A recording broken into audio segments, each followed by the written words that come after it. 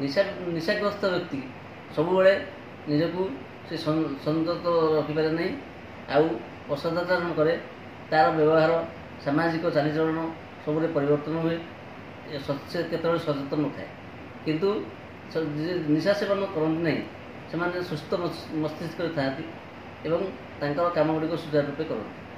आउ बर्तमान आज दिवस अवैध ड्रग्स ट्राफिकिंग दिवस रूपे पालन कर आजिकल बहुत अवैध ड्रग ट्राफिकिंग होता मध्य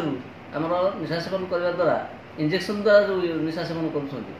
करा आमर HIV बा एड्स भेटार संभावना अधिक थाए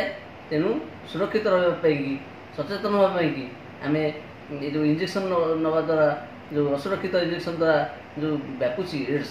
से आम संकल्पबद्ध हवा उचित एवं समस्त लोक सचेतन करवा उचित आउ निशा सेवन को ना कहतु एवं सुरक्षित स्वास्थ्य हाँ कहतु एथि जत्नवान हूँ।